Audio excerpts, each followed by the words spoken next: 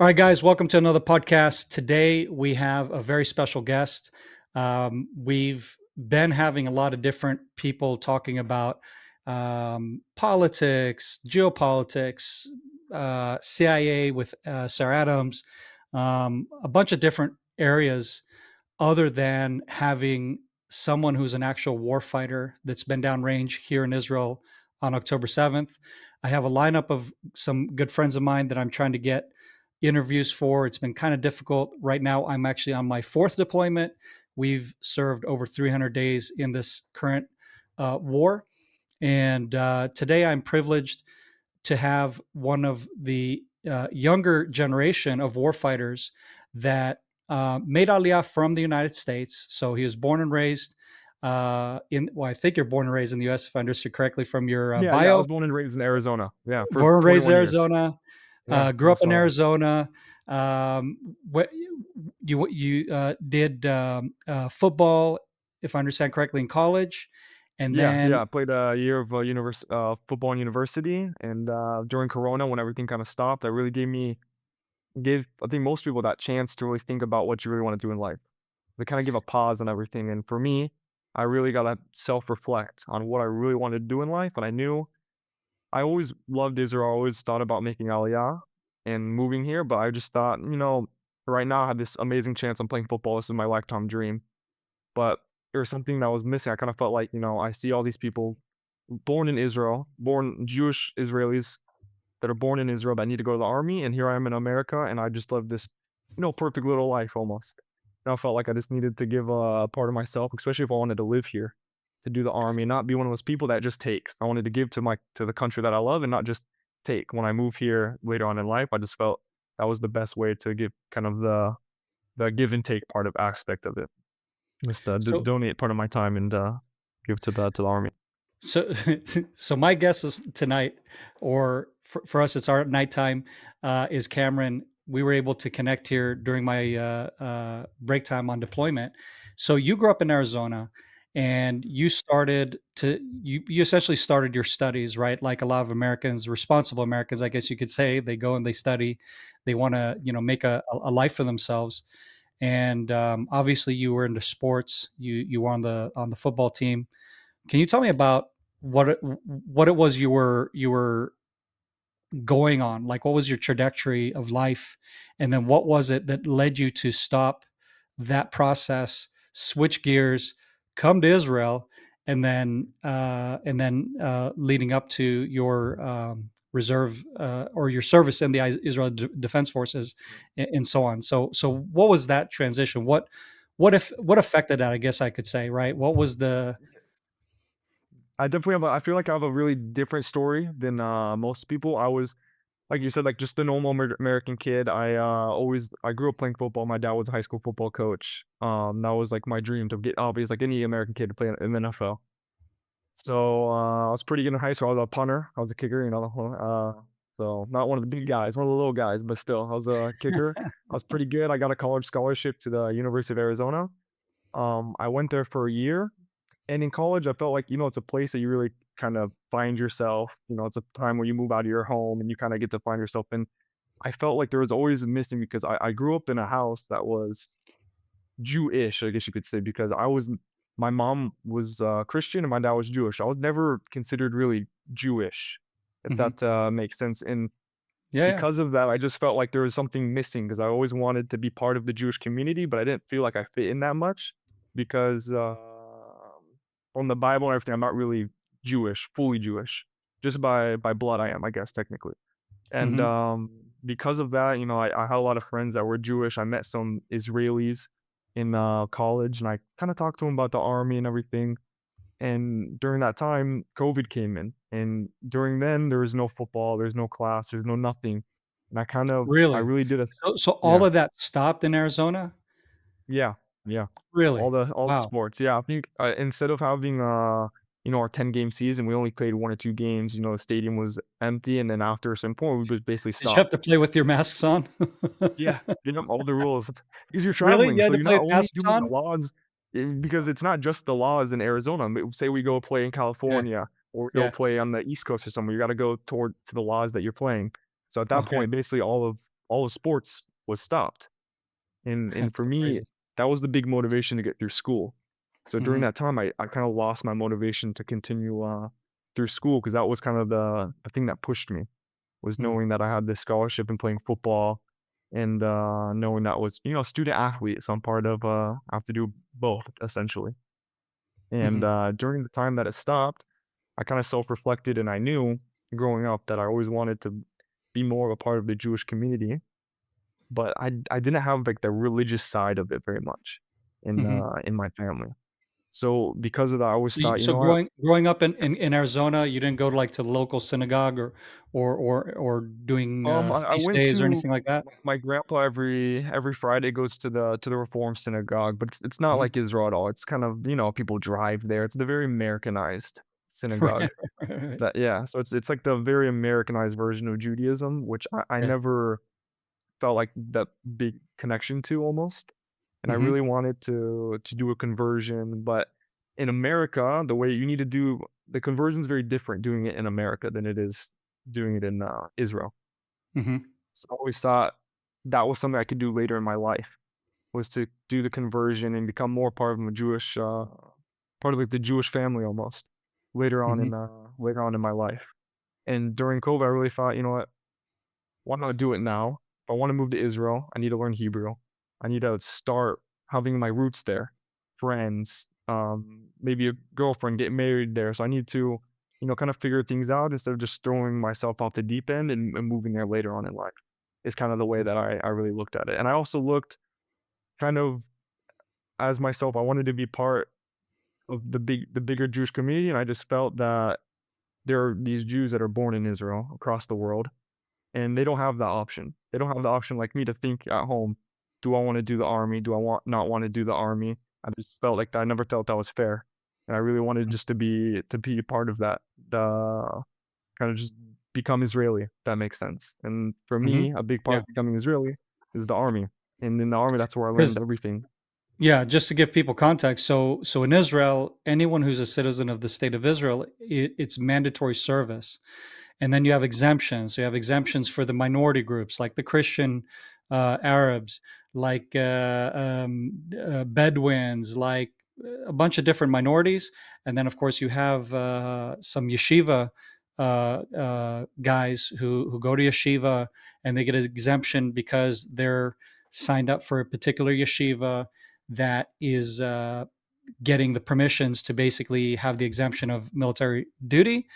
And then you have some people who, within that minority, if you like, of groupings, you have those who do both. They actually, and they're called Banishim, right? They do the yeshiva studies, and they get a shorter military service. And I think it's like 2 years instead of 3 years, for example, during my Yeah. time.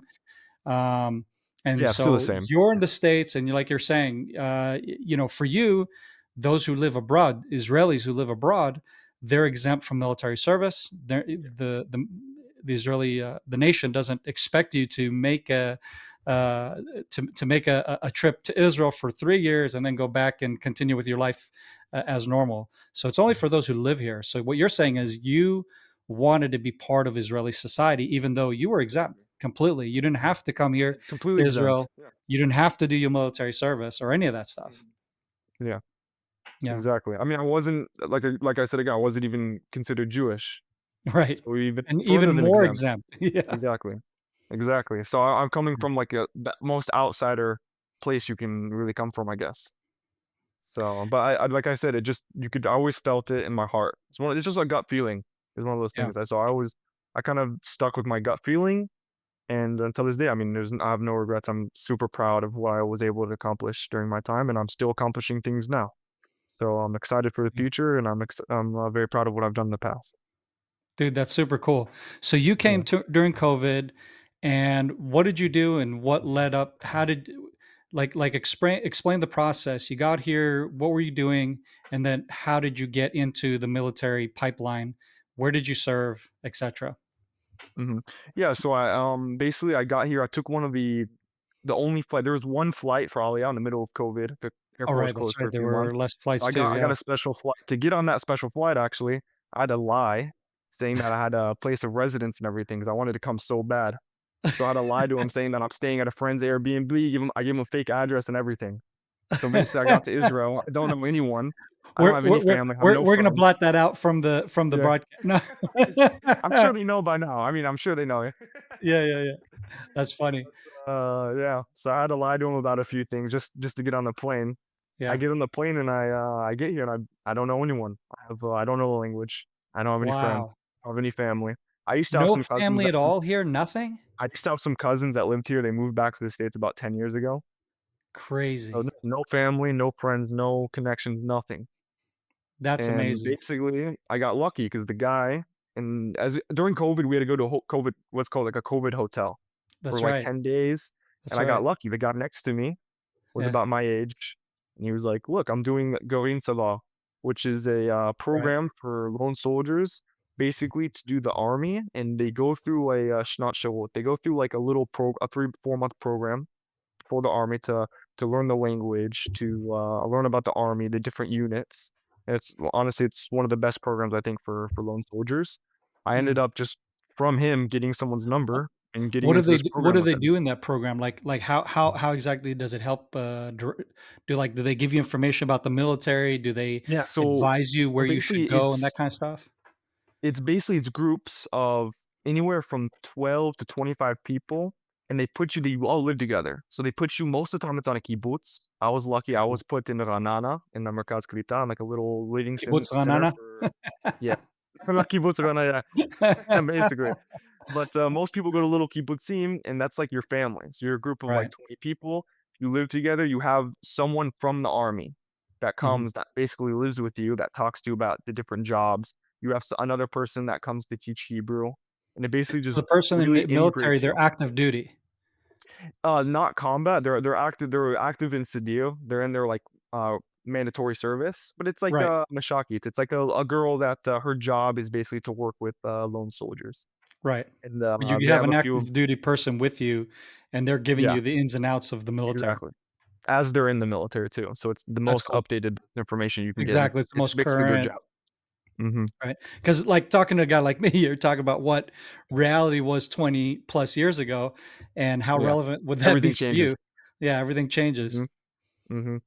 Very cool. So, yep. Yeah, it was a great experience, and from there, you kinda learn Hebrew, and that's the best thing apart it's your family. Like I said, I come there's a lot of people that are like me, Mhm. that come no friends, no family, nothing, so even till this day, that's my family, that group of 20 people. Mm. I go out to parties with them, I still have some of my roommates are the same people, it's just that so, like, until now, that's basically my family in, Israel, so it's a great program. Dude, that's awesome. And Yeah. so then what was the next steps and the next process that you did, as Yeah, far as so choosing where you were gonna go? How did you mhm. get to go there? Were there any obstacles, as far as your status and all that kinda stuff? Yeah, so from It there, it's mm. about a 3-month program until you go to Mikve Elon. I don't know, did you end up going to Yeah, yeah. Mikve Elon? So No, it's no, the I same. didn't. So you have Mhm. oh, okay, God. Yeah, So, yeah. Mikve Elon, it's a base basically for Hebrew school. It's like an Mhm. army Hebrew school. And from there, I basically tried to learn the language for a few months. And from Mikve Elon, when you finish there, I actually went to Course Nativ. Course Oh, yeah, Nativ yeah. is the conversion school. So Yep. from there, I did my conversion for 2 3 months, and, That was the course that I did years ago yep. when they Yep. just started in 2004. Mhm, mhm. Also a great program. I had so Yeah, much fun. I met very so many great great program. people. Exactly. And Very during the cool. middle of that, I ended up doing, Gibush, Shayetet, which is the Okay. tryouts for basically the Navy SEALs. Mhm. That was, like, my dream, like, American kid, everyone loves Navy SEALs, all the movies, all the action, all that, so that was my dream. Yeah. During the Gibush, I actually ended up, I made it halfway through, and I ended up breaking my dislocating my ankle, which was Oof. definitely a struggle. Just from not from failing, but failing just from something out of my control.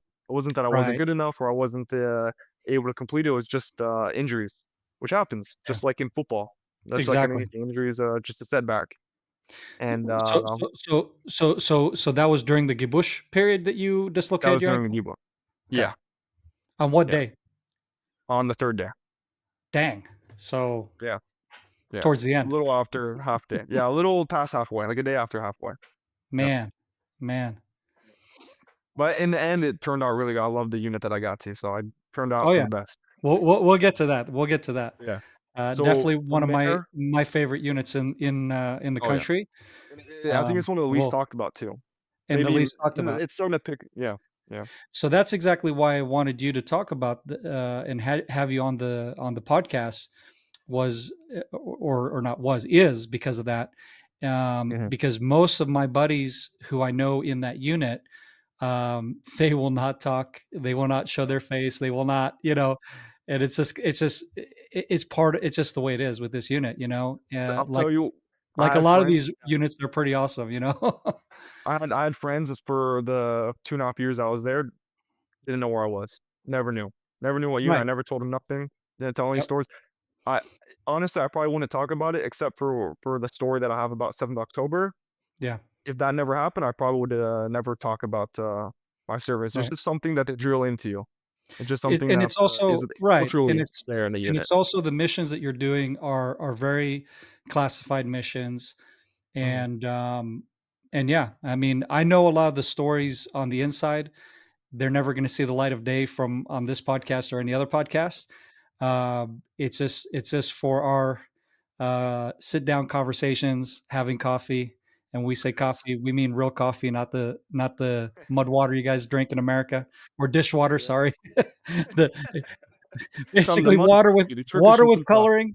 Yeah, it's just strong Arab coffee, and we actually had a moment like that the other day.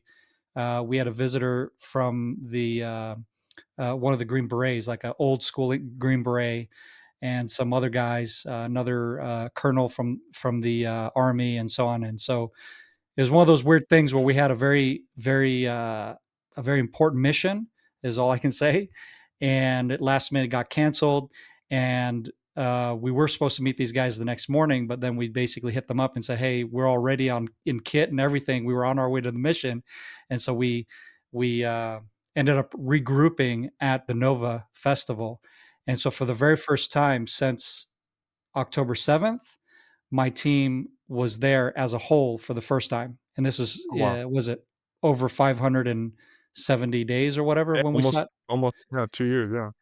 Yeah. And so we all sat there and started to swap stories. I've been there a few It gets times doing emotional. It interviews. is, it's emotional for Exactly. me. So I've been doing interviews and stuff like that, but it was just really cool because it was like the first time we all started to swap stories in each one telling from where they were at. Some of the guys Yeah. didn't start with my unit, so they actually were fighting in another capacity. Um, and so, any case, so we'll continue with you because all that to say, like those kind of conversations is for that, and we know that between ourselves we'll talk about what we can talk about. And the whole purpose of this podcast really is to try to highlight that community. And obviously, there's a bunch of things we can't say. So, out of what we can say, right? So, what was what led you to where you ended up eventually? Yeah, I'll tell you. So, basically, once I was injured from the Gibush, I was really stressed time. I had no idea what was gonna happen. And some guy, this American guy told me, "Hey, I just got out of this unit in Maga, which is the border police, the special forces of the border police. Hmm. Try going there, it's the best unit." And I told him, "Dude, I've never heard of that. What the heck are you talking about?" I was like, well, he kind of explained it to me, and I was like, I've never heard of that. So that's kind of What how I was heard what about it was the from like equivalent he gave you to the unit? Like you kind of explained the American equivalent or the Israeli kind the of the American, let's say, yeah, like explain is it to it me. It's like it's Dude Devon but more badass. That's kind of which really realistically is if I could explain it, I would say it's like a really cool SWAT team. I guess it's almost like a undercover SWAT team. so It's so very on the yeah, border of army and police. It's very much in that middle ground yeah. is the best way to explain it. The way I explain it to folks is FODA, right? Like Yeah. what you see in FODA, that's the closest depiction of what these guys do. So if you see any of the glamorized FODA series, and a lot of Americans I know they watch FADA, they call it. But that essentially is that unit, and what basically it's undercover work. It's undercover work Yeah. in the enemy's backyard. not only, right? I mean, there's Not other. only, there's Yeah, multiple aspects to it. It's, so much just like I said, I think it's the most expansive unit. I've done things, like, you can do anything almost. That's why I would say it's so hard to explain what it is, because you can be one day doing completely military things in Gaza. The next day you can be doing arrests inside of Israel. You can be doing just so many different types of, things, just, the way the unit works. It's very dynamic, I guess you could say. exactly, exactly. Yeah, definitely one Yeah. of the most dynamic units, next to, I would say, Yamam. Yeah. Yeah. Which Yeah, it is kind of a feeder unit. A lot of the guys from Yamas, if you ever sit down with them, a lot of them came from this unit as well. and actually, the founders of Yamam came Daughters from. came from there, yeah. Yeah, yeah. All right, so he tells you about this unit. What do you do? And from there, it's basically I look it up on uh on the internet. And what happens? Nothing comes up. Yep. I'm trying Good to look luck. it up, and I have a little Wikipedia page with about 2 sentences on it. From Yeah, now it's a little nowadays it's a little updated. A few years ago right. it was about 2 or 3 sentences, and I was like, Yeah, you know what? If if he recommends it, I trust him. He's also an American lone soldier. I was like, you know what? He recommends it. He told me that they treat lone soldiers very well. And I was yeah. like, you know what? I gotta go for it. Why not? And if I don't get it, Magav is still the border police is still an amazing unit. If I don't get it, we'll see what happens. Mhm. So basically after I finish the conversion and everything, I draft to the normal border police. Okay. Because the difference between this trial is for the army, most tryouts are before the army, so you're still Right. civilian.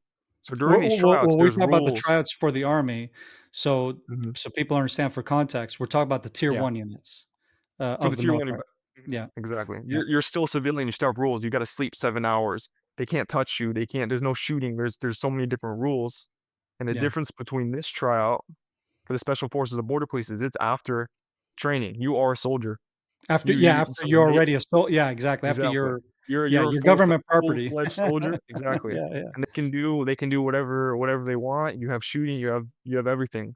So yeah. it's just a completely different, mentality almost, because you're not a civilian, you're a soldier. Everyone there is, Mhm. more men, you pushing, I think, for the army is more you're kind of boys. Everyone's 17, 18 years old, you're younger, you have a different mindset than one after you're done with the training. Right, right. Yeah. So you recruit to Magav, Mhm. and just to give people context as well, again, your military service is mandatory. You can do either military or IDF, which is Air Force, Navy, all of those branches, or you can go to the border police and you end up with a police ID. So it's a difference in ID and it's a difference in your mode of operations, I guess you could say, right?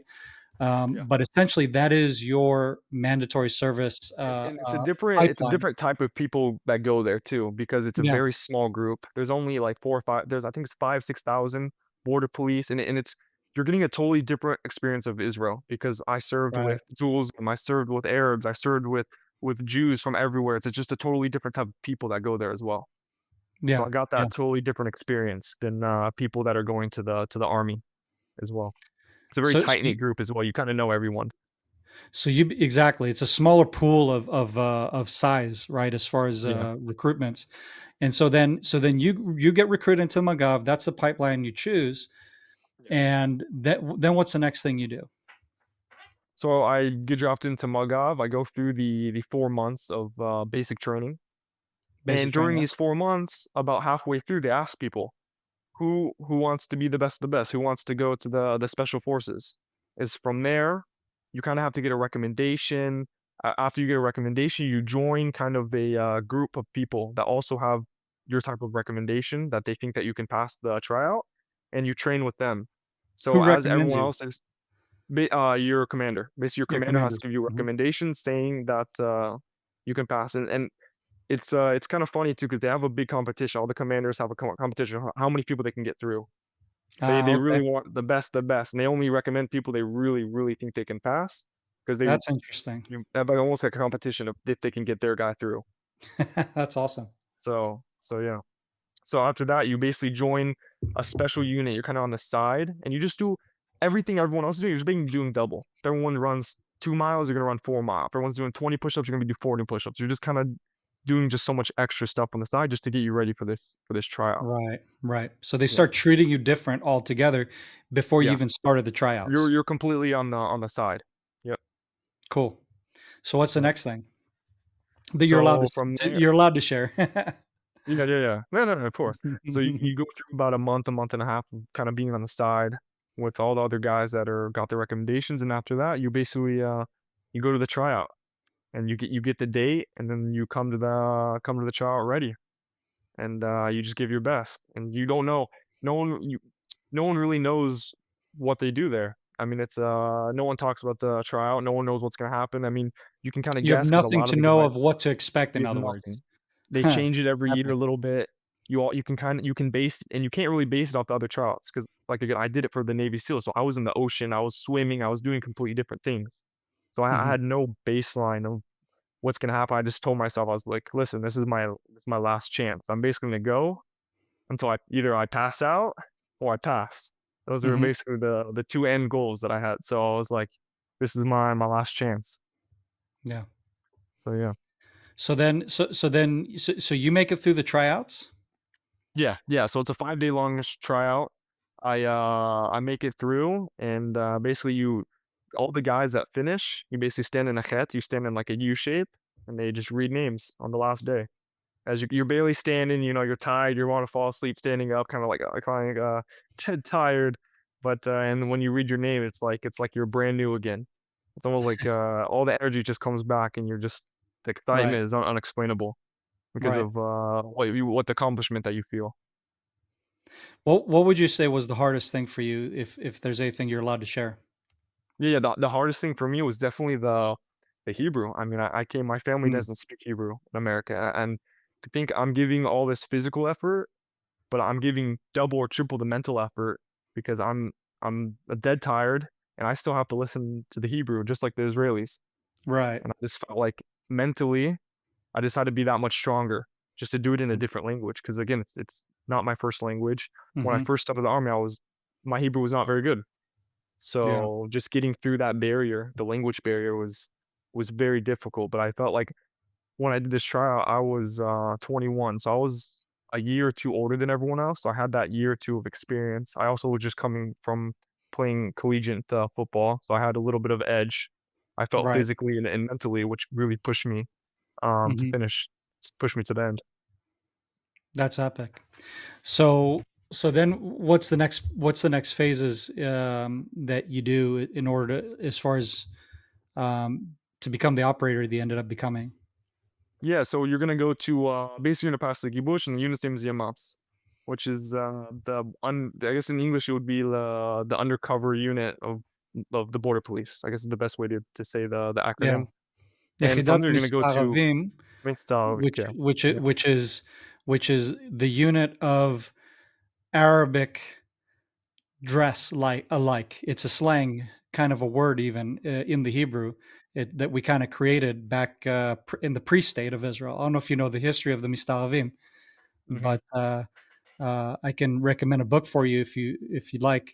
Yeah, definitely, definitely. Yeah, yeah, I'm trying to remember the name of the book off the top of my head. I know I published it on my, social media because, I was Is reading it a it. book about the Mistavim in, Gaza back in the early 2000s by chance? No, that's also a good No, one. that's different. That's also Because a I know good there's a one, book, yeah. I forgot what it's called, but I've read a book Yeah, about, there's a I forgot few, what it's yeah. called, but But mhm, this is the origins of the Mistavim, in mhm. general, right? Because there's Be not that I know of, there's nothing like it in the whole world. I've correct, never correct. not that So I've never found anything that's comparable. yeah. So this is actually the pre-state of Israel Mistavim, by the way, that I'm talking about. Like this is the origins. It goes all the way back before 1948. It's some really cool stuff those guys did.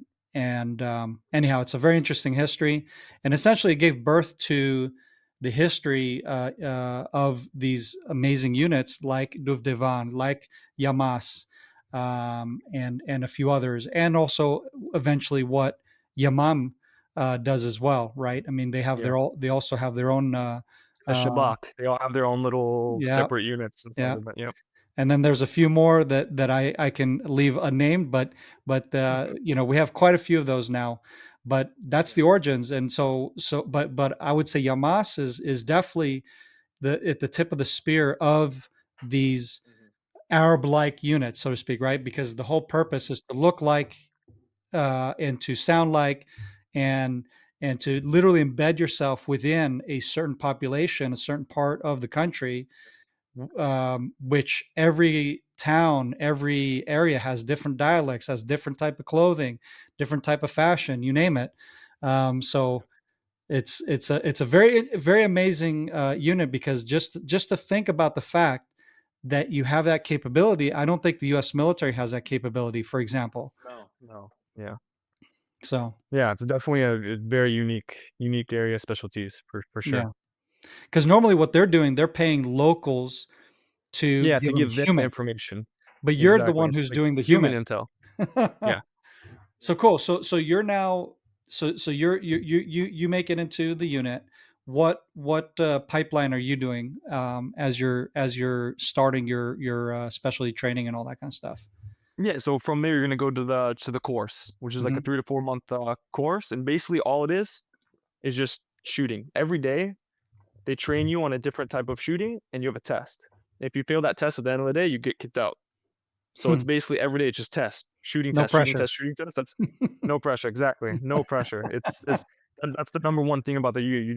You have to be because we're one of the only units that have pistols. You Mhm, train with your pistol first. That's your number one weapon. So you're going to basically a pistol course for a few months, and then you're doing an M4 course for the last month or two, and you're basically just shooting thousands of rounds all day, and you just to get through each part one by one test, and each test just gets harder and harder and harder throughout this course.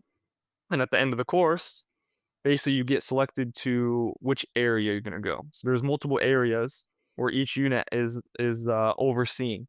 mhm, So my area, I was selected to go to the south, which the south is mostly the borders of Jordan, Egypt, and our main area is Gaza. Is going to be mhm. the border of Gaza, and then you have a little bit to do with the Bedouins in the Right. Negev. But most of the time, you're going to be down in Gaza or on the border of Egypt with the drug and gun smuggling of ISIS and stuff over there, and then you're going to be working on the border with Gaza with any of the infiltrations or anything basically having to do with Hamas. Mhm, mhm. Yeah. So from Yeah. there, you basically go to another course inside your unit, and they put you next to an experienced guy, and for a few months you're with him every day, and he's grading you. You go through tests. He's gonna interview you. They're gonna talk to you about your mental health, what's going on, and how you think in different situations. And basically, until that guy gives you the go ahead, you're not fully integrated in the unit.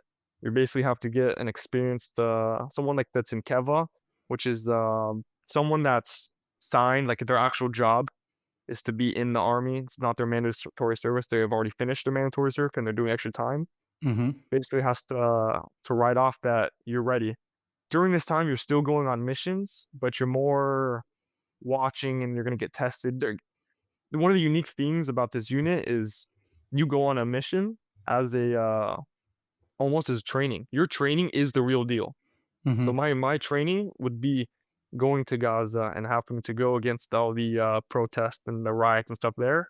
And at the end of that, I get graded on what I did, how I mhm. did, all the different actions that I did. So it's a very unique thing that your training is the real deal almost from day one. Hmm. Wow. And do So you have yeah. specialties within the unit, like pakalim? Yeah, so I was Kala. I was a sharpshooter. So that's Mhm. basically instead of using a red dot scope, I had a Trijicon with a 4x scope on, and our unit are mostly specializing in sniping because that's the big thing to do on the Gaza border. So we have Yeah. different types of snipers. We have Rugers. We have all different types of people that specialize in the grenade launchers for the gas and everything. So yeah, we also have I guess a unique one would be the Magen David, which we have multiple people that are able to use the shield Right. for any The house clearing or tactical different shield that's types of things. Yeah. yeah, for the guy who's in the lead in the stack. Mhm. Yeah, exactly. So yeah, there's definitely different specialties, and there's a lot of guys that do more than one.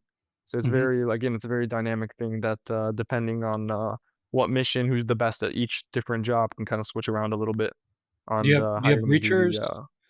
Do Yeah, you have yeah, we also have breachers and, like, exactly canines and that everything. kinda stuff? hmm the canines aren't necessarily from our unit. They're going to be coming from a different unit called OKITs. They're going to come with us to work with Right. us. But yeah, we have breaches. We have everything. Mhm. hmm 'Cause I know your mom Drivers. I know Yeah. your mom have their own canine unit, but you guys don't. mm. Yeah, we don't. We have just the OKIDS guys that Mhm. come and work with us. Very So cool, yeah. very cool. So this is in what years are we talking about that you started your service? So I got there in the winter of 2022 around 22. there. Yeah, So basically a year into your service is when October 7th breaks out. basically. Yeah. It was about 5 6 it was about a half a year after I finished all my training, after I was basically completely accepted into the units, and from there. But realistically, if you go back in time, the Gaza border was really active about half a year before October 7th.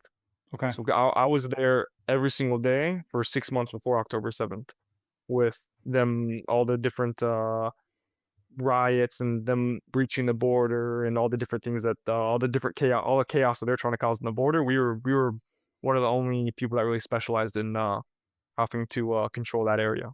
Okay. So this was hmm happening daily, you said? Daily, yeah, almost daily. Yep, Wow. And I almost. understand that the peaks were on Fridays? The peaks are always on Fridays, yeah, so we're inside all their, Telegram units, inside their Telegram channels, and you Mhm. can see, it's, a lot of the guys in the unit, I don't, a lot of the guys speak Arabic, and they would say, "Hey, look, here's an invite for after school, 3 PM, everyone's gonna get on buses, on their school buses, they're gonna get dropped off at the border, we're gonna be there at, 2:30. Go to the Wow. board at 2:30. Wait, here now you see all these yellow school buses, you're coming up, and now you just see 10,000 kids and people just running the border. You have backpacks, they have fireworks, grenades, whatever you can think of. And it's the craziest. It's the craziest sight to see almost every Friday. So I mean, this is interesting because I think people don't understand the lead up to October 7th, right? Yeah. There's a lot of criticism, where was the IDF? Mhm. How did we miss this?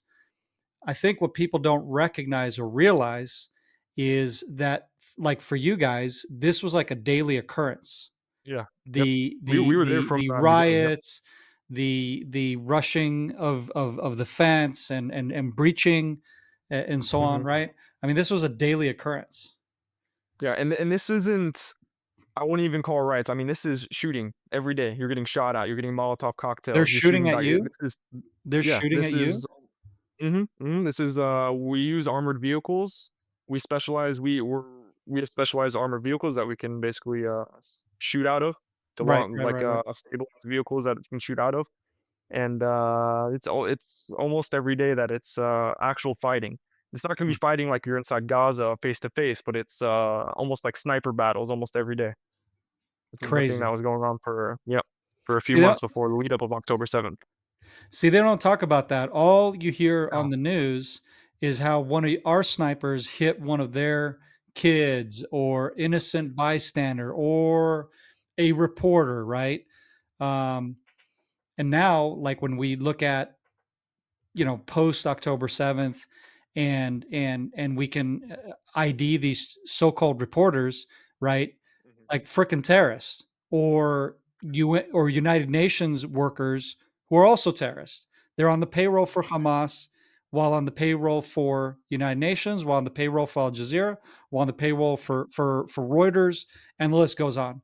It's like they have their day job and their terror job, and Yeah. and that's what you guys were encountering. You're encountering these guys that are literally trying to kill you, not just Yeah. And the harmlessly thing is throw too. rocks because that's all they got, right? I mean, that's how Mhm. the media points it out, right? They're just, Yeah. they throw rocks because that's all they have. Mhm. And I'll say this too. They're not just trying to kill us. We're between them and the Kibbutz team. If we're not there between them, they're coming through. I mean, every day. we knew they're gonna put down bombs, they're gonna blow up a hole in the border, and they're gonna have 10 dudes try to run in and see how far they can get. Mhm. I mean, now we know after October 7th, it was all tests. Everything Right, they were doing was for a right. reason. They're testing And our it shows kinda responses so they it kinda know. shows, like, the evilness of it, that you're gonna sacrifice these, children or however old, or these teenagers. You're gonna tell these kids, "Go run through the fence, we're gonna record it. We're gonna see how far you can get until basically you're killed or arrested or whatever happens." Yeah, Kinda shows just, the type of, government that they had there, yeah. that, the things they So were thi doing. so this is a long time in planning, and the tactics are using the civilians as decoys to test responses on our side, in which case they go and they debrief and they tweak their plans for their D-Day, right? You know, their October 7th, And their every day, Lax this Flood. they would blow up a different part of the fence, and there was a guy with this timer. How long is it for them to get to here to here to here to here? And they Mhm. just had basically, They have when people spotters, always yeah, ask me, yeah, "How did October 7th happen?" I always say, because they knew exactly how we would respond and exactly how fast we'd get there. right, Because they had planned. They probably started planning. I mean, from what I know, they planned this for a few years, but the yeah, 6 months before October 7th, they had everything. They knew how long it was gonna take us there, what we would do even, because since they were doing it every single day, they would know specifically, if this happened, this is gonna happen. They would know the cause and effect of almost every situation. Because, like I said, while I was there, everything and anything you can think of happened to us. I mean, it was some days were, just a regular riot with gas, and some days was just full on fighting on the border. crazy. So, yeah. So this leads up to you and your unit and your team. Um, take us through the steps of what led to your placement and where you were at on October 7th, Mhm.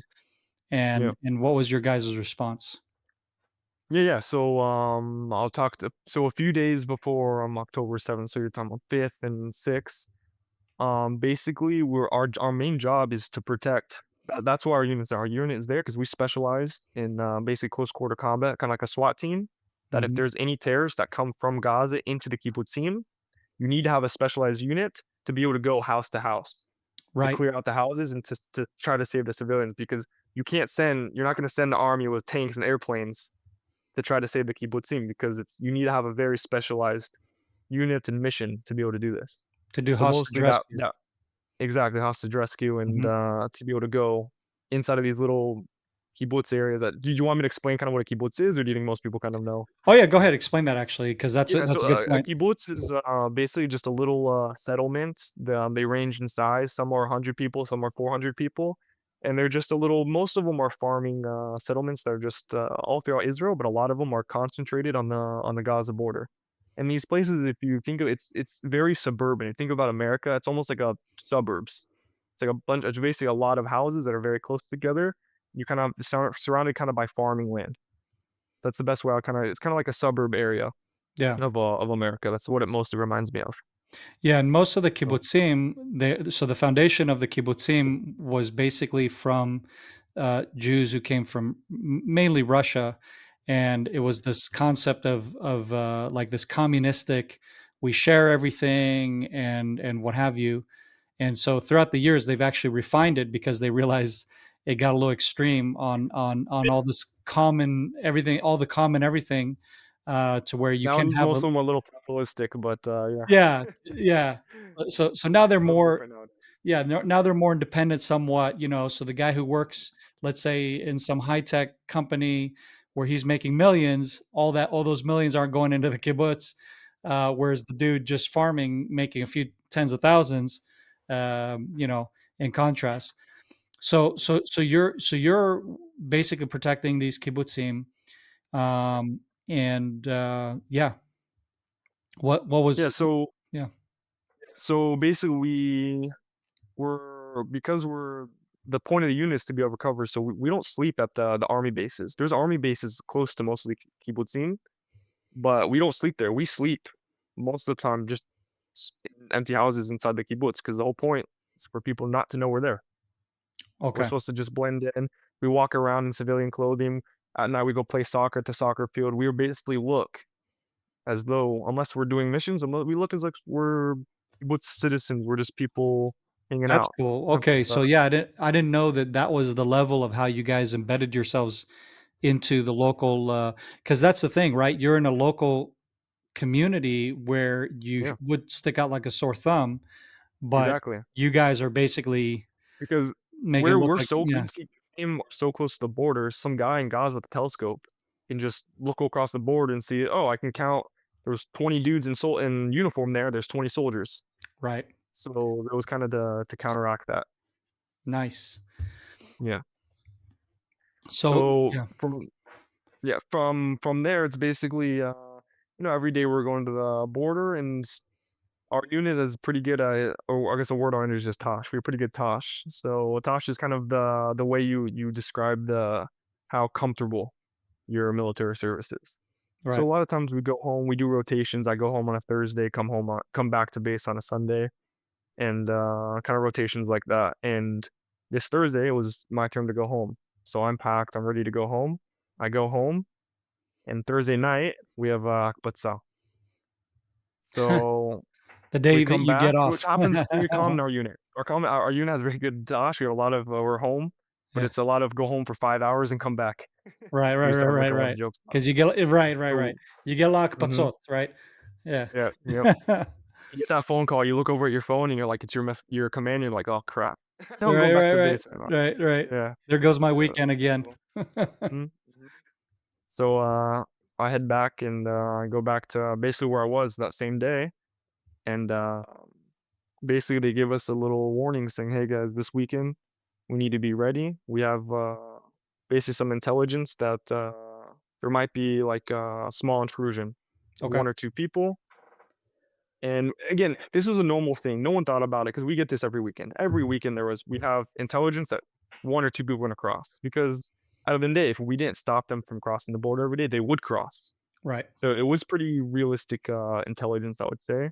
Mhm. And, I actually volunteered. One of my friends had an event that weekend, and I volunteered to, stay on base instead of him. So instead of going back home with a lot of people, I actually ended up staying. And, at the end of the day, Thursday night, we're about, 11 people. So it's about 1 seventh, I don't know how to say seventh in, like, a A squa team. yeah, like a squad One team, yeah, squad. I don't know how you guys call it in English, but yeah. It's 1 squad with, 1 or 2, commanders and no, like, 1 or 2 commanders, basically. Mm, So, we're half, Sadir, half regular service, a little younger, and then a half, Cav, which is, a little older or officers or something. So Thursday night, we go to the border, do what we need to do, normal night, and then, Friday comes. So it's Shabbat. Friday is always the big day. That's like, "Okay, guys, we need to be really ready. This is, the day, obviously, you can't, take a break. This is the very serious day," mhm, and nothing happens. Friday, right. we wait So there, Friday, nothing you're on Telegram. expecting something big because that's usually when the Exactly. big things Nothing happen on on the border. Telegram. They always send, we always know what they're doing because they put it on Telegram. They Right. always put it on Telegram, we look, no, Telegram's empty. No one's talking on it. We go to the border just in case. Nothing's happening. It's quiet, quiet, quiet. Comes to about midnight, and, it's our time to, go eat Shabbat dinner and go to bed at about midnight Friday night. So we Did get did that back. did that quiet bother any of you guys? Like, did any of It you be did. like, "What the heck is up It with bothered a this?" lot of us. Mhm. It bothered, definitely you had that eerie feeling. Um, Personally, I was like, maybe it's kinda quiet down. Maybe I thought there was maybe a deal kinda going on, because there was a lot of talk during this time about expanding the, work permits to Okay. Gaza Right. right before October 7th. So I thought, something went through and they made, like, a little deal. They're gonna expand the work permits and it's gonna be more quiet. But it was definitely kind of that eerie feeling of on a Friday night after 3, 4 months of every Friday going crazy, of just seeing the border, seeing it darkness and just empty. No people in the fields, no one outside, just emptiness. It Hmm. was definitely, like, an eerie feeling, you can say, but not to the point where I was really like, "Oh, crap, something's gonna happen." It Right. wasn't to that point, it was just kind of, that gut feeling, "Okay, that's just kinda weird." Something Right. different from the norm. You didn't know how So we you didn't get know how to back. put your Yeah, finger on it. exactly, exactly. So we get back, we eat our late Shabbat dinner, it's like 1 o'clock in the morning, and we're kinda so we're happy, we're kinda like, "Hey, finally, we have a Shabbat dinner, we're all together, we're not, tired, nothing happened, we all made it through, safely." And you're making So the we all go best to of a bed and you're making the best exactly, this is of the worst. yeah, being Yeah. called up again, right, on your weekend. Yeah, exactly. Exactly, and like I said, this unit, it's just such a small unit, you're such close friends to everyone because Yeah. it's 11 guys, you're with the same 20 guys, and you kinda rotate through, but you're with the same 20 guys, you know everything about everyone. Mhm. You're really good friends, a really tight group. Yeah. So, we all go to bed pretty late, and then, I'm actually get up at, like, 6:15 to do my shmira, to do my guard duty, Mhm. like, in our house, which is basically you get up in your boxers with the you kinda with your boxers, you kinda stand in front and make sure that, you know, because 'cause we're not right on the border, we're in the kibbutz, we're not really doing shmira to we're not doing guard duty necessarily against the what's happening in Gaza, it's more listening to the radio kind of a thing, make sure that someone's awake next to the radio just in case something happens Right. anywhere along the Gaza border. Right. Listen to radio chatter, Exactly. watching your gear that nobody comes into your apartment and steals anything or Steal whatever. yeah, it's most of a robbery, yeah, no one steals, I mean, some kid pranks you and steals your gun or something, I don't know. Right, right. But, Bad day for you guys, no, right? anything can Uh-huh. happen. Yeah. But, basically on the radio, about 6:15, I'm awake listening to the radio, and about 6:25, power shuts out. I don't really think anything of it, I'm like, On the "Okay." kibbutz, the power shuts out? Okay, bullets, yeah. All the Interesting. power What time shuts did you out, say? about 6:20. Okay. Interesting. Yeah, basically, the second they started the attack, we just didn't it was before they shot the rockets. So it was basically the second they started, they cut the power was cut out to the kibbutz, Is and that from when there, they the sent radio those drones and exactly. hit those When power, grids? mhm. Yep. When they hit the power grids, yep, that took out the power on the kibbutz, and That's basically from there, it was the pre, charge, so to speak, right? this is this is before they had even crossed. This is Mhm. before anyone knew what was going on, anything. There was Yeah. nothing. And, from there, basically, 6:30 happens and just rockets, everything starts blowing up, and we're right there, so you can hear I mean, anyone that's been in Israel, you've heard the Azaka, the The red alarm alert. and a Yeah. rocket the noise of a rocket getting shot down, but you're so close where we are, you can hear it getting fired, you can hear it flying through the air, and so we all go into the we don't really have a like a safe most houses in Israel have a mamad, which is like a, armored room Yeah, shelter. for rockets. We don't really have a shelter, we kinda just stay in the house, and we're kinda like, "Okay," this has happened a few times, and then after about 30 seconds, we hear like 100 booms, we're like, "Okay, this is something. Something's Yeah. happening." So we hear 100 booms, and after about 2, 3 minutes, we realize some of these rockets are landing. You can hear them; 'em, they're right there, like, you shake the house is shaking, things are falling off the wall, and you're like, "Holy crap." This is a lot. This is something that is unprecedented. Like, this is a huge attack. This is multiple hundreds of rockets. So, from there, I basically give the radio to, my commander, which is, Yakov Jabolkinsky, which, was one of my really good friends who ended up actually getting killed in this battle, but I'll talk to him, about him soon. And he basically You can guys are in starts Nachal to, Oz, just to be clear, right? You're in Kibbutz Kibbutz Nachal Nachal Oz, Oz. The right? Kibbutz Nachal Oz, which is the closest kibbutz to the Gaza border. It's about 500 meters from the fence. Right. You can run it within a few minutes. You can basically run there and back in a few minutes. Mhm. So Yaakov, he gets on the radio and he starts talking to the base. And the base, he's basically, uh, I don't know what's going on. The base is freaking out. They're saying that all hell is breaking loose under attack, blah blah blah. And no one understand really what's going on. We're like, this is crazy It's because chaos. most people it's chaos because you're just on the radio and people are saying they're getting attacked and you're just like it's almost hard to believe. It's something that you're like, there's no way. This is like has to be a dream. Like Mhm. almost the weirdest thing.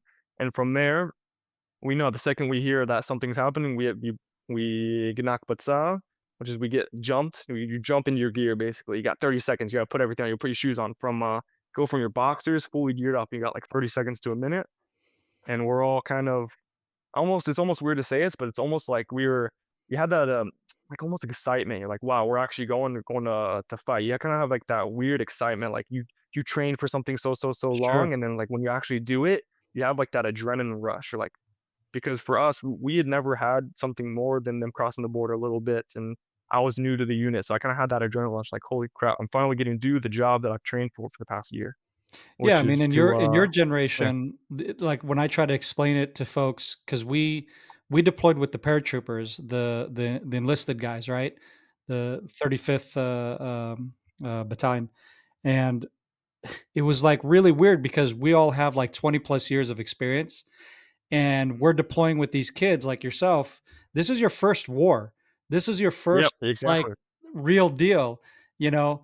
And I remember just seeing the reaction on guys like your age's face and trying to see Mhm. and watch you process the whole deal and watch Yeah. you work through this holy crap moment, that we've Yep. had Everyone multiple reacts times in our differently. lives. Yeah.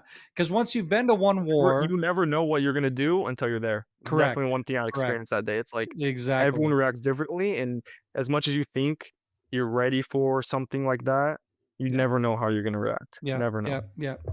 So yeah, I mean, so like your whole team, except for I guess some of the older guys. I mean, this is your first actual war to be participating in.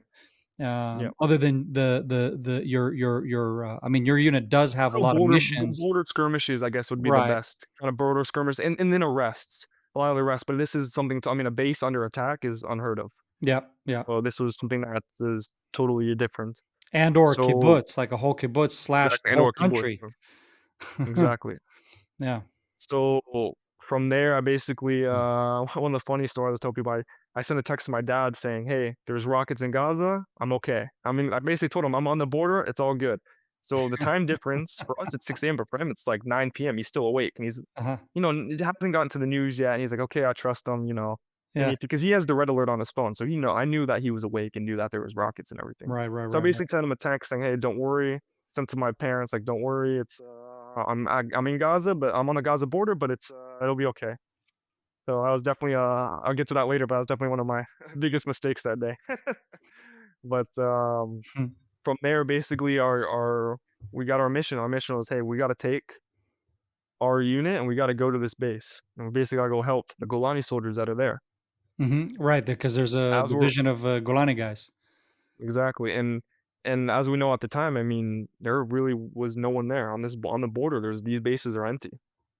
I mean, there's not that many people. We're basically where we know that we're probably one of the stronger forces on the entire border. So that was Hmm. the first area that we heard needed help, and that was the area that we wanted to go to at first. But after about a minute, we understood. We got a call saying that there's basically breaches everywhere. So we had to make that hard decision of, okay, we're here protecting the civilians. The army, for the most part, should be able to defend themselves. The civilians here, there's only a Kitat Kononut of like 5 people, 8 people. Kitat Kononut is the readiness squad of the kibbutz itself, which are mostly older kibbutz guys that go through like a little course and know how to. They work with the army in order to defend their homes, basically. Yeah, they're So the we know, local okay, civilians of that community that create a with better arms, defense, local armed civilians. local armed civilians. Yep. Yeah. So from there, we basically realized, look, we basically got to stay where we are because we don't have time to get anywhere else, and we're the closest kibbutz. We're the closest area to the border. They're gonna come to us first. Hmm. So from there, we realized we got to make a plan. We don't have any idea what's going on. We're expecting 4 to 5 guys maximum. We're even thinking 1 to 2, 1 to 2, 5 or 6 maximum. So basically, we split up into our two groups of like 6 people, so that we're able to be a little more mobile. One group is gonna go to the meet up with the commander of the Kita Koronut, which is the readiest squad guy, and they're gonna team up and they're gonna kind of do a plan on how to protect the kibbutz. Another kibbutz is gonna go to the side of the Gaza border, Hmm. which is the first row of houses against the Gaza border. So the problem is with these first row of houses is there's a big dirt mound. You can't see into Gaza directly from the kibbutz because they have these sniper like dirt mounds that protect the kibbutz if anyone wants to shoot from Gaza in. So you can't really see. Until you And get it's up on about the probably I'd mound say itself. yeah, you can get up on the mound itself. We got to the first houses and I see it's about 6:50 and I see these 4 guys in black in full gear, army gear, helmets, but they're wearing black shirts. And I see that they have M4s, but M16s. I'm sorry, they have M16s, like the old army. Most people really don't use those anymore. There's some like lower down people in the army that still use the big M16s, but most Right. people don't. And I'm looking at them, and I'm yelling like, "Is this the readiness squad? Who is this? Who are these guys? These are just guys in full gear with black hats on and M16s." And then one of them turns around, and I see an RPG on his back. That was the first thing that we see. And from there, basically everything starts exploding around you. I mean, during this time, think about these rockets are still going off. Right. We're They're just now firing into getting ready. Israel. I The forget. Yeah, I forget to put. Most of us don't even put in our ear like our protection. protective hearing. So I'm basically half deaf by that point because all these explosions of these rockets going off everywhere, the concussion and everything, and the battle basically starts from there. These four guys up on these dirt mound. That as the battle started, I was honestly the first 20 minutes I was freaking out, thinking that I did a Dutes, that I did a friendly fire, because I was so confused of what the hell was going on. Right. Like how are these guys standing here right in the front of the kibbutz on this dirt mound? It's like 6:50 in the morning. There's no army, there's no air force, there's no nothing. We're not hearing anything on the radio. It's already quiet by then, Mm. and we're like, what the hell is going on? Hmm. So that's basically how the battle starts. Just chaos, and from there, I'm on the outside. From there, I hear on the radio with our commander says everyone, the whole squad that went into the kibbutz is already injured. They've all been either injured, killed. We don't know their status, but we basically have to pull back and go try to rescue them. So the other half of So your team. the other half, the other six people were injured within, I think, 2 to 5 minutes of going to the kibbutz, because from what we understand, they took cars, they went around the kibbutz and came in from the back, Yeah. and we're already setting up ambushes. The So basically, terrorists. as they went in, the terrorists setting up ambushes. So Yeah. as they went in, they had no idea there was even terrorists there. They Wow. basically were shot at from every single side, and we're just completely ambushed. That's So that insane. leaves within the first half hour of the battle. I mean, that leaves 7 of us okay. We had about 4 moderately injured. One was killed. So I'll tell the story about Yakov Jabotinsky. He was our Mefaked. He was 28, 23 years old, and he is one of the craziest stories. I mean, I wasn't there with him, but I remember the first time seeing him as we go back into the kibbutz. We walk right past his body, and we see his body next to 4 or 5 terrorists within like 5 feet. So we kind of realized that basically he was able to kill 5 terrorists within, I'm talking distances of 10 feet. I'm talking like you could see the white of their eyes almost, and he was able to kill so all these terrorists before he was basically taken out. So it's a very heroic story, just from that basis of how fearless he was, because Yeah. realistic, he didn't know. None of us knew what was going on, and they went right in head first, because in the Israeli army, the commanders are usually the first people in line. First Right. people to go in, a lot of times is going to be the commander. So Mhm. because he was the commander, he was able to do that sacrifice of putting himself first physically, Yeah. using his body to protect all his friends, which is just one of those, just one of those people, like one of those heroic moments that you hear Yeah. about all the soldiers in the Israeli war. Wow. So yeah. So from there, we realize we kind of understand what's going on. We kind of realize that there's terrorists everywhere, and that we have some armored vehicles back in the back of the kibbutz, and we realize that's the only way we're gonna make it out. We got to get to these armored vehicles, and we just need to drive. The only thing we can really do is drive around the kibbutz. So we take all of we are able to get to the injured soldiers, and from there, we were able to pull them all into a house together, and we set up a little house. We treat them. It's shooting everywhere. You're getting shooting from the windows. We have people that go up. We have 2 snipers with us that go up on the second floor that are able to give fire back from a further distance, obviously, than we can. And then just chaos. I don't know how to explain it. Just the most chaotic thing. Most of us can't hear anything. Most of us, we only got 4 or 5 hours of sleep. And again, it's just that feeling that it just felt like it was the craziest feeling to feel like you're alone. Because you always think like the army's gonna come in 10, 15 minutes, the army's gonna be there.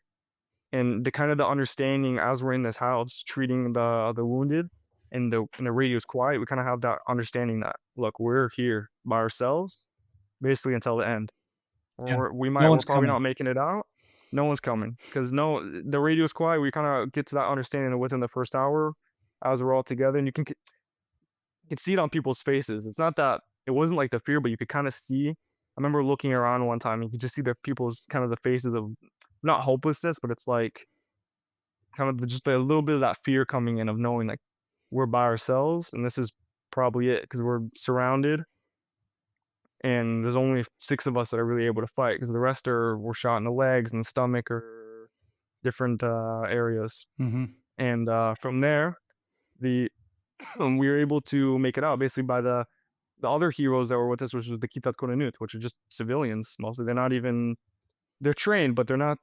Their job is less. They're not as trained as we are. They're basically able to save us by driving their armored car of the kibbutz up to our house, which we were able to put a lot 4 or 5 of the injured soldiers in, and from there they're able to drive them to a hospital. Mm. So from there, we're basically by ourselves, just 6 soldiers and 1 or 2 more people from the readiness squad, from the like the ready squad. And from there, we start to get messages because this readiness squad, they're in that WhatsApp of the kibbutz, and we start getting messages saying, "There's terrorists in my house. They're setting my house on fire. They're doing this and this." You can kind of see what's going on, and from there, we just realized like, look, we're the only like the only force in this area where basically our job is just to go, we're just going to go house to house to house and just try to clear out as many terrorists that are trying to kill the civilians inside of their mamad, inside of their protective shelter, just basically as quickly as possible. So from there, we basically make a plan that we're just going to go house to house to house until we get to our armored vehicles. And from there, we're going to get into our armored vehicles and we're just going to have to drive basically in a circle, which is what we were able to do. We were just basically able to look at the WhatsApp. And according to the WhatsApp, we were able to go to house to house to house in these armored vehicles and basically take out the terrorists that were banging down the door or trying to light it on fire or do whatever, put gas grenades into the shelter, whatever they're trying to do. Mhm. So basically, for a few hours, we were basically there by ourselves, of just going around looking at this WhatsApp and these armored vehicles. Crazy. Yeah. So So, so for yeah. at what point do you get to see any military personnel? Yeah. So at about 11 o'clock, we finally get some answers on the radio because we tell them, look, 11 at we night? are low on ammunition. No, no, Yeah, 11 in the morning. in the in the morning. Yeah. So about 4 or 5 hours after this had started, we start to get some answers because we were telling them we're going on the radio every half hour. So like saying we have no ammo. Our vehicle has been shot out by 2 to 3 RPGs. We're driving around with 2 wheels. 2 of the wheels have been blown up from RPGs. Wait, so Where you can your only go 5. vehicle gets hit with 2 RPGs? Yeah, and luckily they hit the wheels, so we're driving around about 5. Think about it. We're driving about 5 kilometers, 6 kilometers an hour around this Crazy. kibbutz. Crazy. That's as fast as we could go because we only have 2 wheels. And you can hear it scraping along, and also you're inside this armored giant armored vehicle with no AC. It's probably 95 degrees outside. You're in full gear, full vest, helmet, everything, and you're just no Adrenaline water, no rushing, nothing. the whole Yeah, thing. the no dress, and you're just like the most euphoric feeling ever. Just you feel like you're gonna pass out, but you also have like that energy rush at the same time Right. of just the will to live. That's the only way I can really describe it. Is just having that will to live, to keep fighting because your body wants to just give out. Yeah. Sure. You're just dead. Especially with all that's going on, and you can see really outside. For me, you're shooting through just a little hole in there. So for me, my visibility, I mean, it's probably like 10 degrees. You really can only see it almost like you're looking through a toilet roll Yeah. or like a paper towel roll. That's basically what you can see, and you can see just the carnage of what's outside. You can see just multiple terrorist bodies everywhere. You can see one thing that was I always try to tell people is one thing that you notice is that a lot of people's their car trunks are open, and you can see tires on the ground. Now, why are they're trying to take out their spare tires of the car? Why are they trying to do that? Because of what happened in Bailey, where people were taking those tires, putting them against their door, and setting them on fire. So that was one of the things that at the very beginning we understood that we had to really The terrorists were look doing for this. people. Yeah, yeah, the terrorists were doing They're this. You got to taking really the look for spare those. tire out of the Hmm. civilian's car and Exactly, using that to smoke out the family. exactly. Dang. Talk about planning. Exactly. Man, I mean, everything. I remember at the halfway through, you could see guys would get shot. They'd go in their backpack. They'd fall down. You could see them taking out tourniquets and doing first aid on themselves. I mean, these were Really? legit guys. Yeah, these weren't just random dudes. I mean, these guys were fully. A lot of them had IDF uniforms. They had full gear. They weren't coming just regular guys. I mean, Right. these were like full on Nukba soldiers who were trained. I guess the special forces. I guess Yeah. of Hamas. Yeah, and I mean So the yeah. intel that I've been trying to expose to that is very rarely talked about is that these guys got their training from Afghanistan, from ISIS, Al Mhm. Qaeda, and all these guys. Um, they were getting the cream of the crop in the training of the worst terrorists in the world, and using the resources the United States left behind when they pulled out of Afghanistan, using special forces bases and equipment and gear, getting funded by all these terrorist entities, and then bringing and smuggling that right back into the Gaza Strip.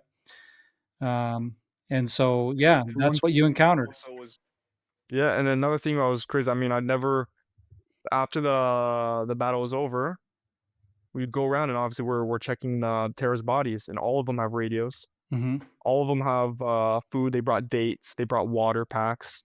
the They were plan was there to to be here stay. for days. That's right. That's the plan. Exactly. They were there to stay, and they had everything. I mean, radios, food, water, their guns. They had tons of magazines. They had bags of just extra ammo, bags of grenades, RPGs everywhere. I mean, they Armed to were the teeth. fully ready to be there. Yeah. Mhm. In fact, one of the guys I know, from what I recall, because again, I wasn't really connected with the media, reporting because I was too busy fighting. Mhm. Um, so, I mean, I'm just making fun of all these, experts. They know everything, and it's like, well, we were a little occupied in Gaza. Um, but if I recall that, I think it was about a month into the war. There was, or a month after October 7th, they had captured some dude out in the field that had like survived for a whole month. Uh, Yeah, so you know, after October 7th, that was one of our jobs. Our jobs, we were doing searches yeah, for 2 to 3 weeks before everyone went into Gaza. We were doing search. We were finding people all the time. I mean, I think we found up to 10, 15 people in total just hiding.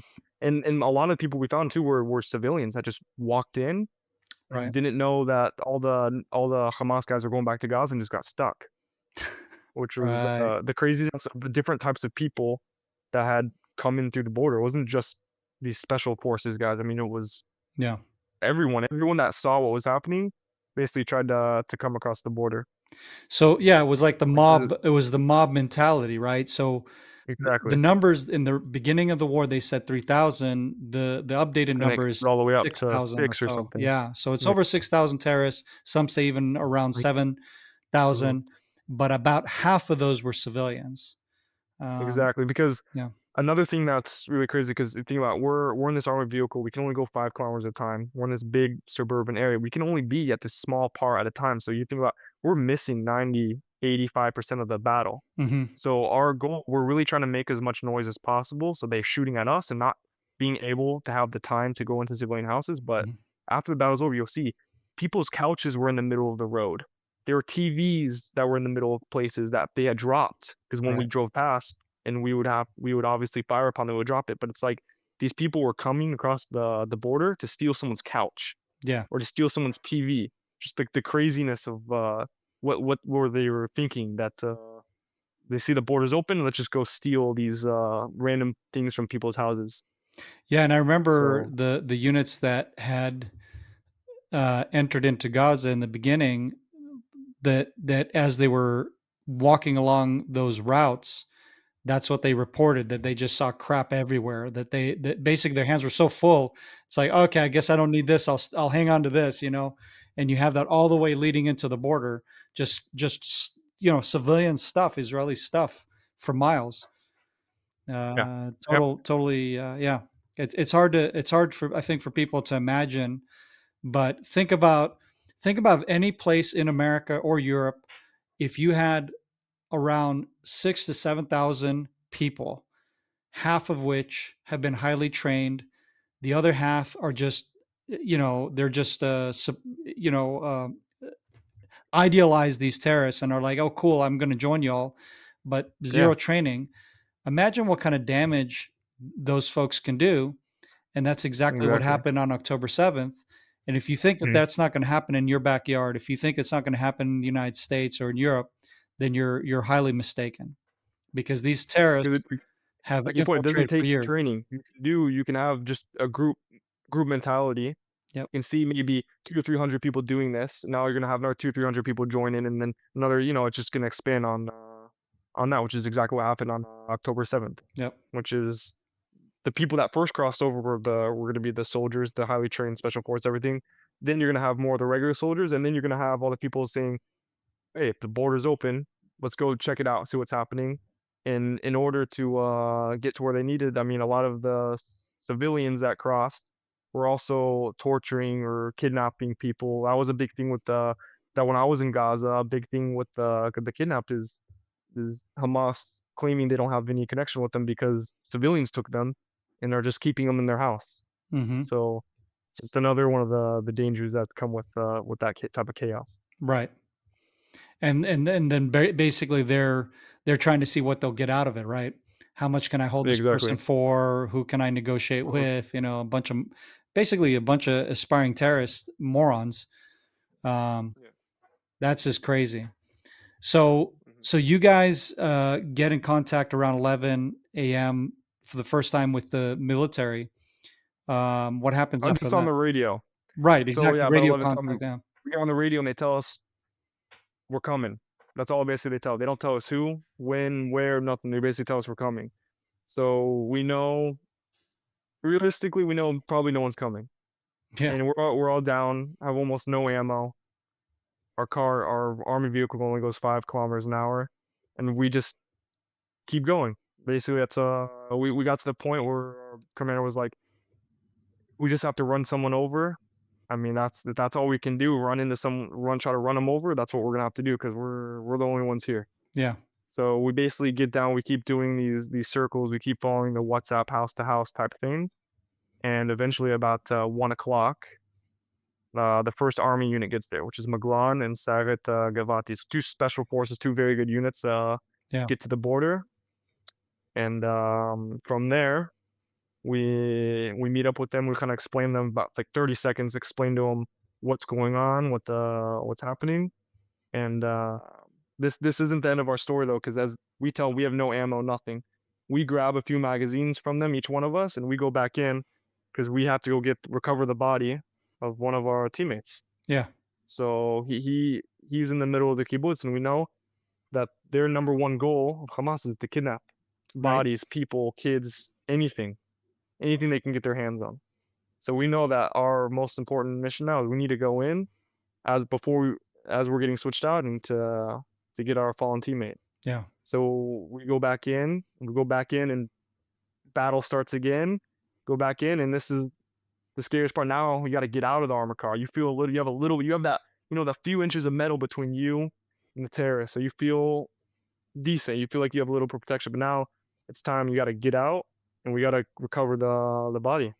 Hmm. So from there we go back in, and we're able to recover the body, and we go out and we meet up at we basically go out to the exit of the kibbutz, and we meet up into like this area where the army is all the forces are coming together. Hmm. Basically like Staging a area. central staging area, exactly. And from there, that's when you kind of my biggest thing takeaway is I just felt defeat because I felt like again, we're outside.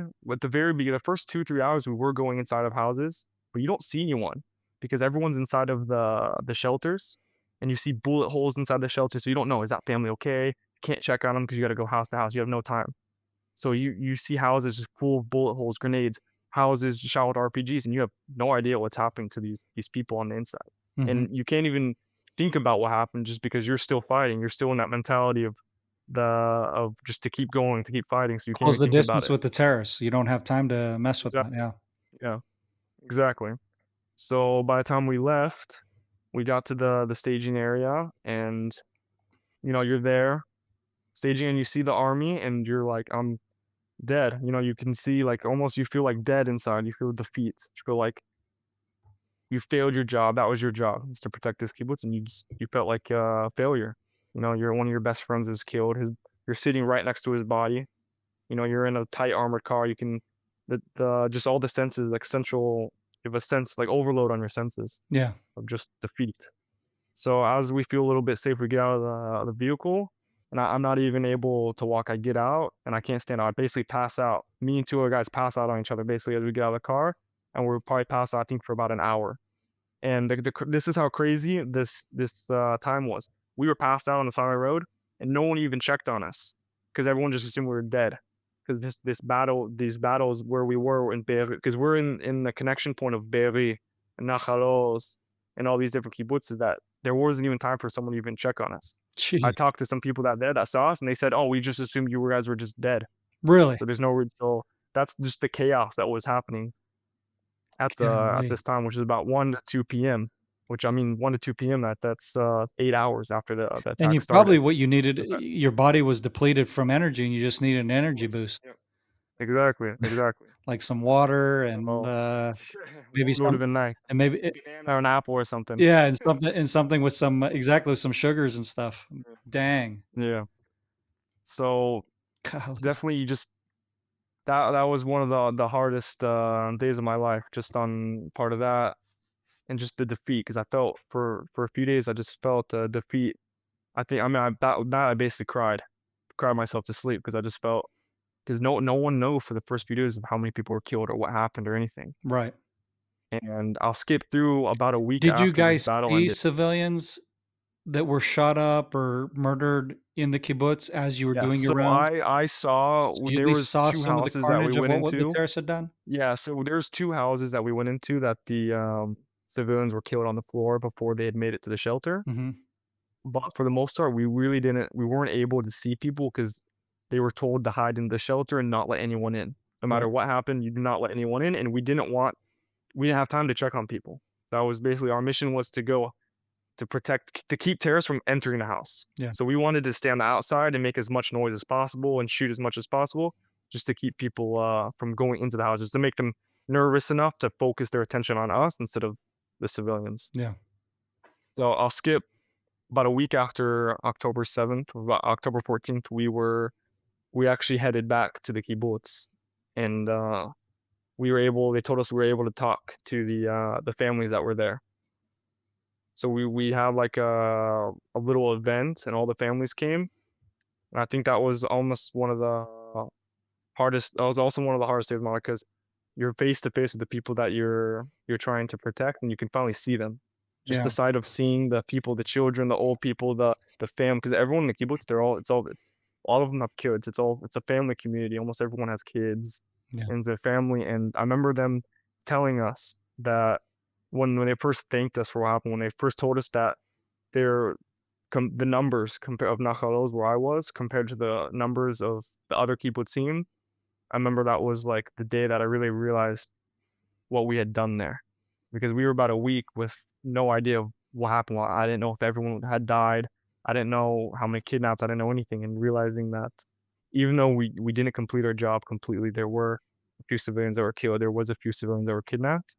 Just seeing the difference of scale, that the impact that our small team was able to have on this kibbutz, in this community, compared to areas that there was no military presence at all. So That was so basically your guys' effort and the Golani guys that were there minimized the amount of casualties in comparison to other kibbutzim that were less protected and less, how would you say, in a position of defense, like exactly. Nachal Oz was. Exactly, because the terrorists were unable to burn houses and to really get inside because they Right. were so focused on us. Right. They didn't have the time to really work. Because if you look at the other kibbutzim, everything didn't happen within a half hour. It was hours and hours of them going house to house, of burning and doing different things. They just didn't have the time where we were, because there was an army presence there from Right. the start, Right. which was the big difference. Yeah, I mean, I remember seeing Nativa Asara and other kibbutzim Yeah. that just got hammered Mhm. hard. Yeah. Um, and yeah, seeing the carnage that was left behind was just insane. Mhm. I remember when one of the first times I saw Kibbutz Be'eri was after I got out of the army in January of 2024. So about 3 4 months after 7th October, Hmm. I did my first round of Miluim, reserve duty, and I was in the Nitzarim corridor, in the Yeah. kind of like in the northern middle part of Gaza. And every time you go through this corridor, you drive right past Kibbutz Be'eri. Yep. And if you ever driven down that road, you can see all the burned houses. Yeah. And I remember that was like the reminder of where I'm going, kind of, and seeing what can happen if you don't do your job correctly, or if the soldiers aren't there to defend the uh the state of Israel, what can happen. And Yeah. every time you go in and out of that area. So that was a big Yeah. thing that impacted me a lot. Yeah. Same here. I mean, my unit did hundreds of missions in Gaza, and that was one of our main routes that we would take repeatedly, like you're saying. And Hmm. it was like a daily reminder what you were fighting for. It was a daily Exactly. reminder of, if we weren't here and we weren't doing what we're doing, this is what the enemy wants for the rest of this whole state of Israel. Every Israeli home, this is their fate if there weren't defenders like us. This is what you're Hmm. fighting for. Whereas, Yeah. the politics in Israel, people are split, arguing, rioting, complaining, whatever. When you're a war fighter and you're on the front lines, Yeah. There's no politics in war. Yeah. exactly, there's When no you're there, when you're a politics. soldier there, It is it doesn't matter. exactly, and that It's to all about the me, person next to you. It makes no difference exactly, politically, anything. and that, So what you just said there is exactly just made it so crystal clear. There is no politics here. You can't convince me otherwise. I'm I am seeing exactly what I'm fighting for, and like you said, you're exactly. fighting for your brothers that are with you. It's the guy to the right of you, to the left of you, and that's all that matters. Um, Mhm.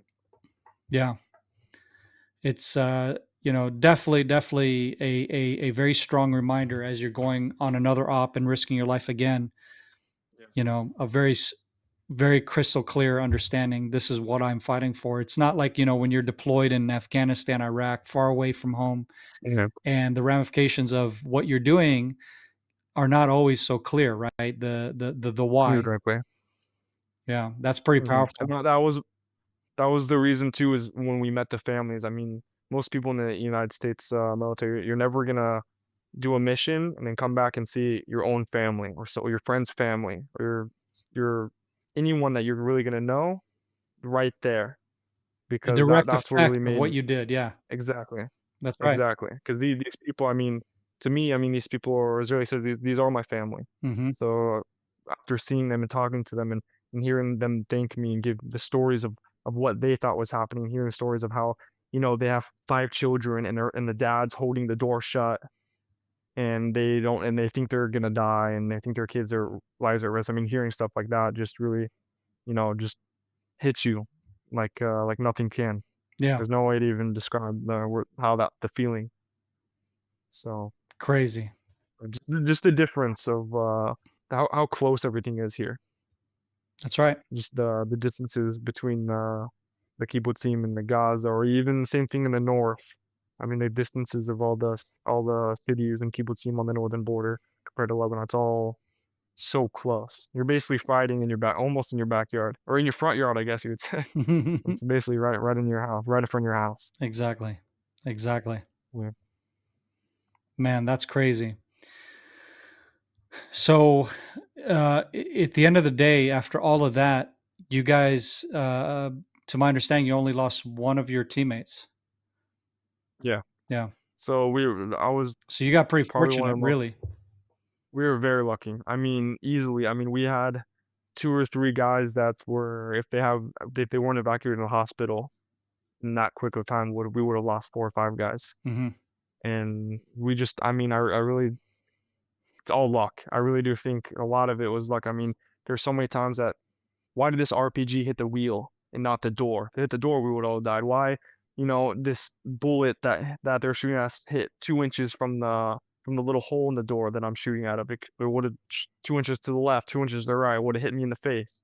Yeah. So it's all, just like looking back and reflecting on it is just really powerful experiences because you just really have these like flashbacks of each part that, I could have died here, I could have died there, or my friend could have died here and there, and just all the different stories that you can see. And you really when I talk to my old teammates about it, it's just each person's perspective is so different. Each person almost has their own story within the same story Hmm. because, like I said, I'm seeing everything because I'm a sharpshooter. I have a magnified scope, so I'm seeing so much less than the guy next behind me that's shooting out of a different window with the red dot sight, who can really see the open More of a periphery. everything Yeah. almost. Exactly. So my experience is so much different, and I'm also seeing closer. If there's a guy that's like 100 yards away from me, the guy with the red dot's gonna see, just the barrel see the guy, but you're not gonna really see the features. Or when I'm looking down the scope, or I'm looking down the barrel, I'm seeing everything. Hmm. So it's just a totally different experience on what your job was and where you were at the time. Yeah. Yeah. Man, that's crazy.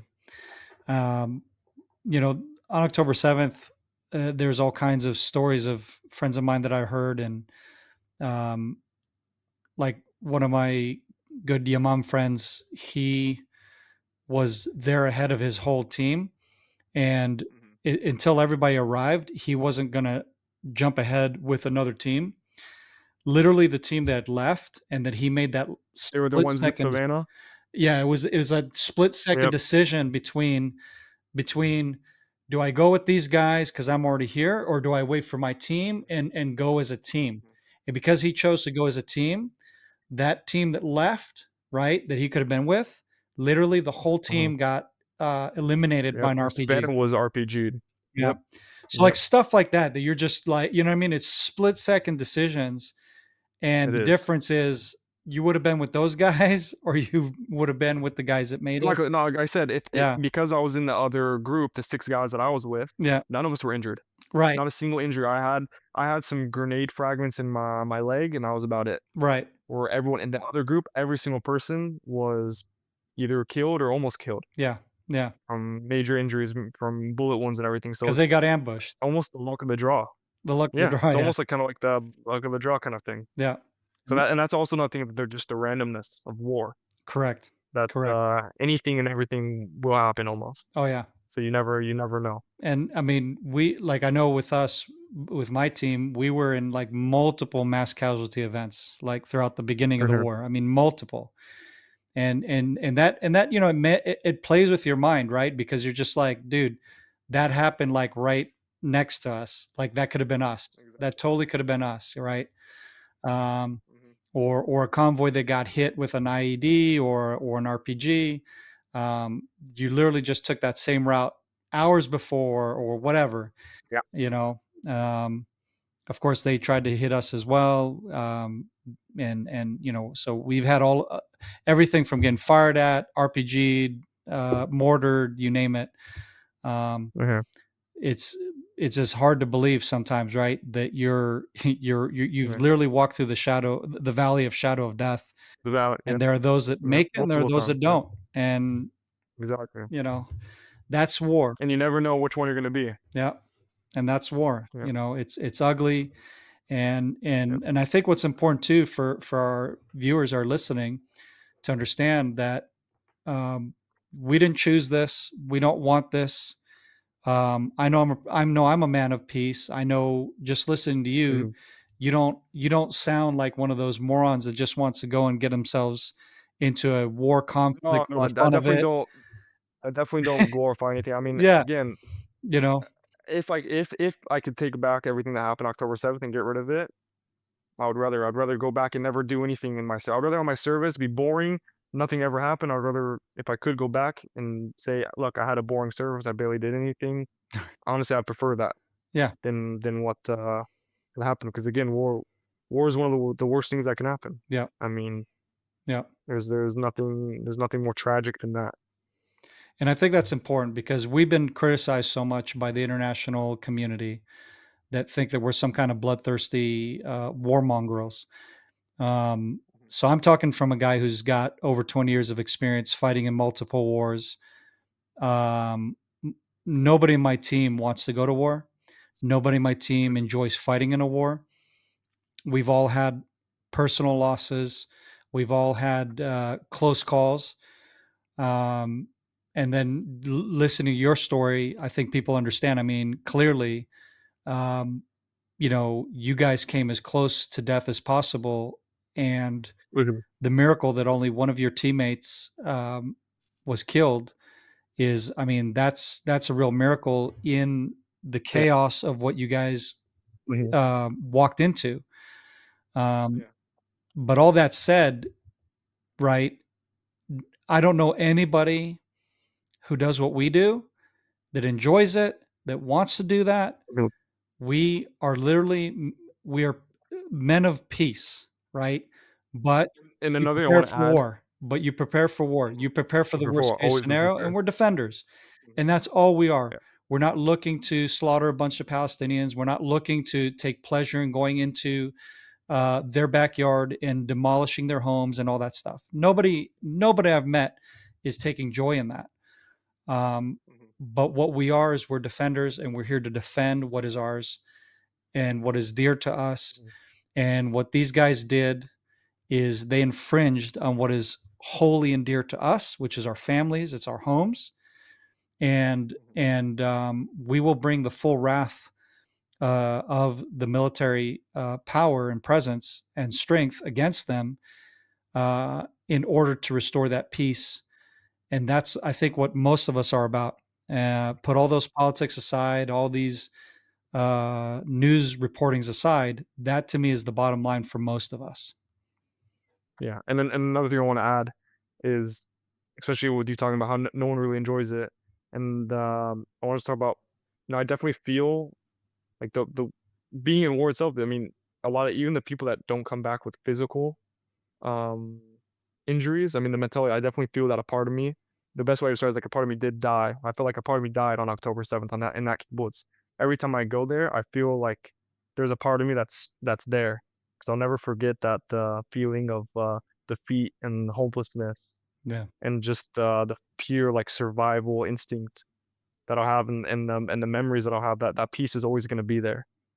And I just wanted to talk about, even though I'm not physically injured, I'm perfectly healthy and everything. It's always gonna have that mental piece of it that's always gonna stay with me Hmm. as long as I live.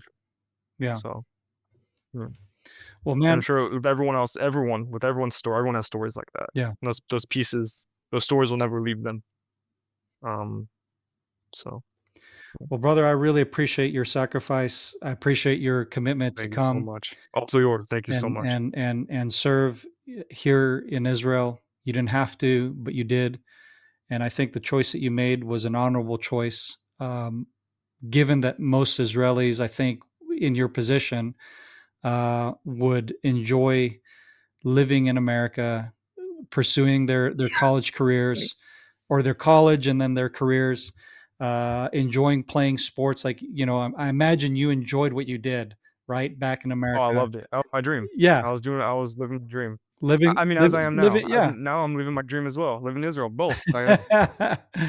So I know for me, I don't take that for granted. And I know, Yeah, I of know how course. easy it is to right to just, plus I also know, because I've had this dual experience like you, where I know what America offers, I know what Israel offers.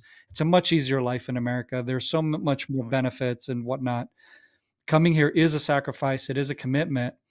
And I really, really admire your commitment. I admire your courage, Thank you so much. also to not just come and do a serve and to like do a V and be like, hey, I did the IDF thing, but like literally going into Mhm. one of the most elite units of the border police and that the country has to offer, Yeah. and then find yourself in the most complex war that we've ever fought in. And I'm saying, as somebody who's fought Mhm. in, like, again, in over 20 years of wars from 2003 and Yeah. onwards.